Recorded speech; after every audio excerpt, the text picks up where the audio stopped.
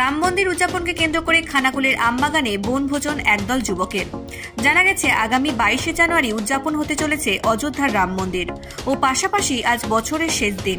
তাই রাম মন্দির উদযাপন ও বছরের শেষ দিনকে সামনে রেখে বনভোজন করল খানাকুলের একদল যুবক। জানা গেছে এই বনভোজনে খানাকুলের প্রায় 250 জন যুবক অংশগ্রহণ করে। আজ প্রোগ্রাম বলতে আমাদের রাম জন্মভূমি প্রতিষ্ঠিত হতে চলেছে, তাই সেই উপলক্ষে আমরা একটা কার্যক্রম রেখেছিলাম, যাতে 22শে জানুয়ারি একটা ঐতিহাসিক দিন, তাই সেই দিনটাকে আমরা আনন্দের সাথে উদযাপন করতে চাই। সকল ভারতবাসীর কাছে একটু গুরুত্বতম এবং বিশেষতম দিন, তাই তার সাথে তাই শীতের সকাল, তাই 2023কে বিদায় জানিয়ে একটা বনভোজ রেখেছিলাম। এই হচ্ছে বিশেষ প্রোগ্রাম। 200 থেকে 250।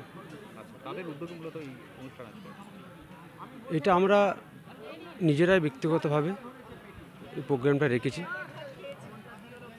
এই জায়গাটার নাম এটা হচ্ছে যে খানাকুল থানা, ভারত প্রতীক রাজারামমোহন রায়ের জন্মস্থান।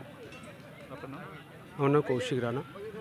ময়ূক এসি রেস্টুরেন্ট, এখানে সমস্ত রকম চাইনিজ, পোলাও, বিরিয়ানি, তন্দুরির সমস্ত রকম আইটেম সহ বিভিন্ন রকম সুস্বাদু খাবার পাওয়া যায়।